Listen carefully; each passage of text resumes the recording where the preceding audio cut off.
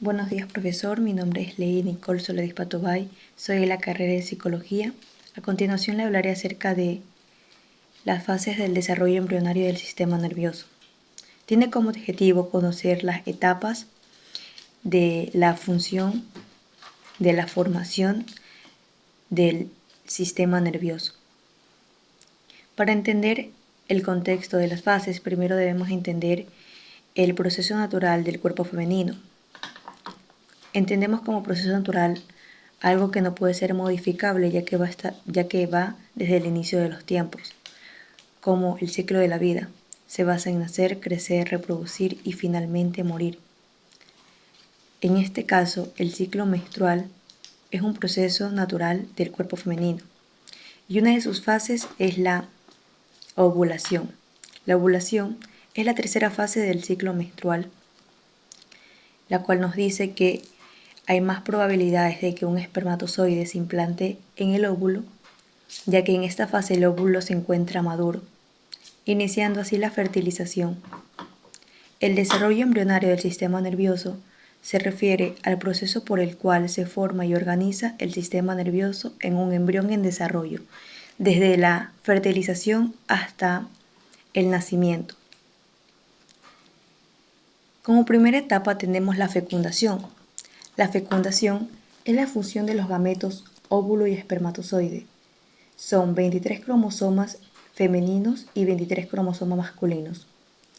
De manera que se restablece la dotación cromosómica normal del ser humano, es decir, los 46 cromosomas, dando origen a un cigoto. Cuando el espermatozoide llega al óvulo, este se endurece, evitando que más espermatozoides entren. Aunque existe la posibilidad de que dos o más espermatozoides estén dentro de un óvulo, lo que al nacer denominamos como mellizo o trillizo. Fase 2. Segmentación. Es el proceso de meiosis del cigoto que se encuentra dentro del útero. En esta fase encontramos las divisiones celulares, las cuales se dan a partir de dos células idénticas, denominadas blastómeras,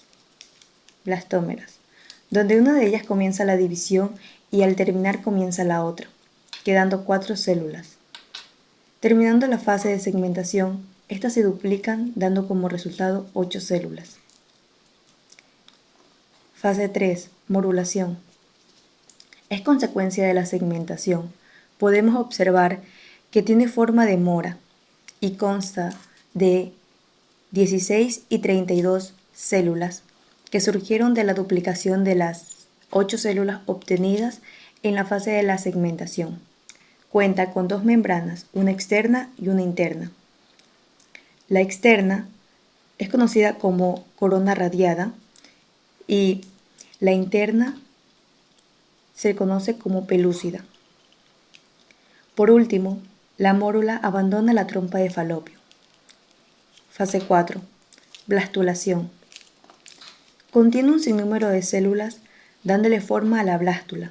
Esta es basada en dos partes, una externa y una interna.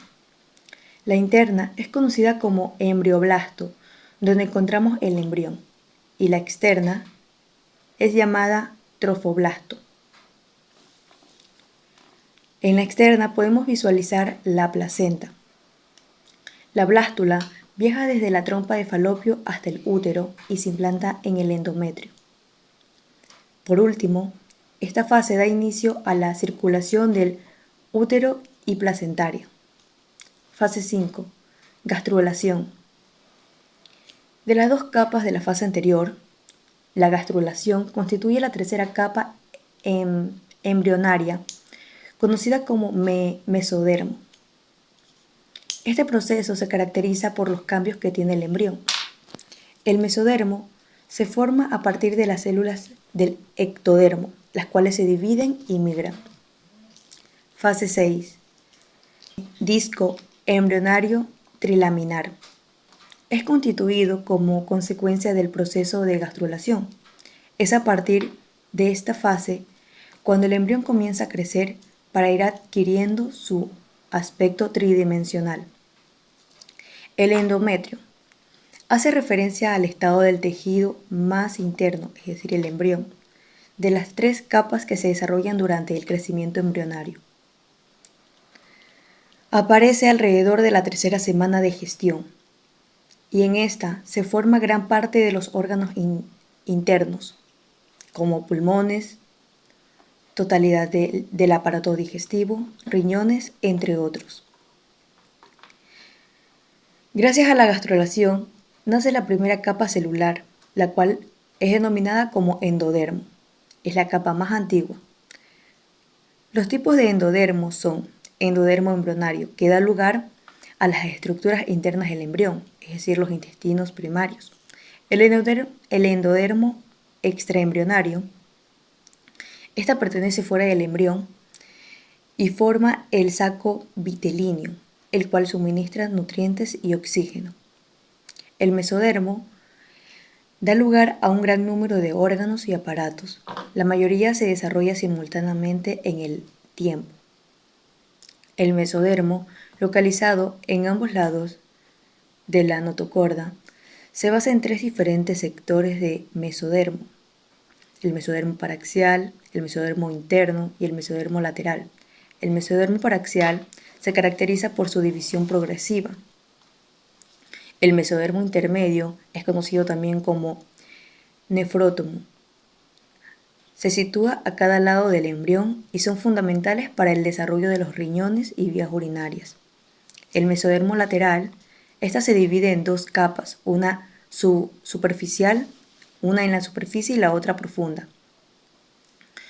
El ectodermo es la capa más externa del disco embrionario.